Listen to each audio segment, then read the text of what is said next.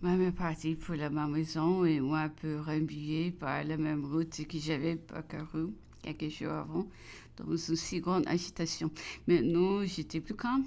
Il n'y avait plus d'incertitude. Notre malheur était décidé au moment de quitter lui, la terre de M. d'Argison, où je couchais encore. Monsieur de Marmol, mon écuyer, arriva de Paris avec une nouvelle lettre du prince Léopold. Dont voici le post-scriptum. Madame, je viens de prendre chez mademoiselle Cochelet que votre majesté s'est séparée de l'impératrice, sa mère, et que son auguste mère est arrivée seule à la maison. J'ose supplier est-on chargé officiellement de la part de l'empereur Alexandre de Louis proposer cette entrevue vous à la maison et sachant qu'il attache un prix particulier à y voir votre majesté de ne pas tarder d'y venir. Je considère cette entrevue comme étant de la plus grande importance pour les intérêts de votre majesté et de ses enfants, et j'ai désiré infiniment que l'impératrice et votre majesté ensemble ayons cette entrevue avec l'empereur. Votre majesté me pardonnera que j'ose lui donner des conseils, mais mon attachement pour sa personne dont elle est, j'espère, persuader les a dictés, et j'ose me flatter que, pour toute réponse, elle daignera venir à la maison. Mademoiselle Cochelet y joignait les raisons les plus fortes dans l'intérêt de mes enfants. Elle se fortifiait de l'opinion de M. de Nesserode pour me dissuader d'aller me réunir à l'impératrice Marie-Louise. Il ne fallait pas, disions-ils, tout semblait faire cause commune avec la famille dont la France ne voulait plus entendre parler, qui s'était ôté les moyens de pouvoir m'être utile. Habituellement, d'où c'est facile à conduire pour toutes les petites choses de la vie, rien ne peut m'empêcher de mettre à exécution ce que j'ai reconnu une fois être bien. Et plus mon intérêt se trouve froissé, plus je mets de la prix à l'affaire. Ni lettre, ni représentation ne feront qu'un effet sur moi. Et je me rendis à Rambouillet comme je l'avais décidé.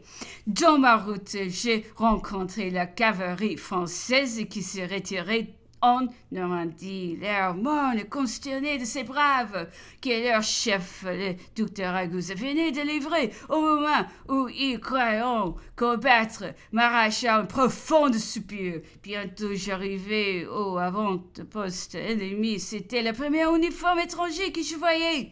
J'éprouvais un serrement de cœur qui ne fit que redoubler lorsque mon entrée au château. J'ai trouvé la garde russe faisant le service de l'impératrice Marie-Louise. J'arrivais bien ému et disposé à lui offrir toutes les consolations qui dépendaient de moi. J'ignorais si j'allais retrouver avec l'impératrice les frères de l'empereur, mais j'ai appris là qu'ils étaient en partie tout pour la Suisse, et que l'impératrice était seule avec le roi de Rome à Rambouillet.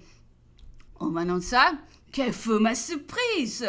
Elle me fit répondre qu'elle était souffrante, qu'elle écrivait à l'empereur, qu'elle me ferait prévenir quand elle pourrait me recevoir.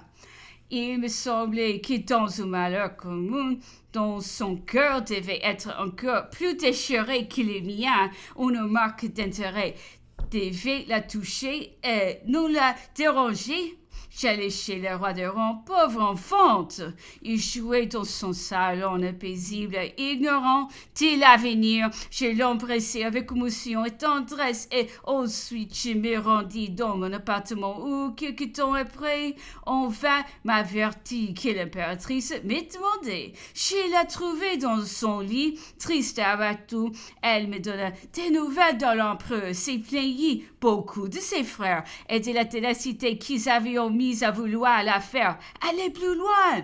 Après les ordres exprès de l'empereur Napoléon Isméthéon, il œuvrait le plus grand prix à ce que l'impératrice et le roi de Rome ne tombassent pas au pouvoir des étrangers. J'ai préféré, avait dit l'empereur, voir mon fils dans la Seine plutôt que dans les mains des ennemis de la France. C'était même cette crainte qui avait si politiquement précipité le départ de Paris. Les frères de l'empereur devions donc entraîner l'impératrice et son fils. C'était plus sûr, surtout lorsqu'ils n'avaient pas osé effraître cet ordre pu augmenter l'énergie dans la capitale. Il devenait nécessaire encore de les exécuter. Eh bien, concevra-t-on l'espèce de vertige qui s'était emparé de chacun dans ces funestes circonstances? Tout le monde trouvait cruel le procédé des frères de l'empereur envers l'impératrice.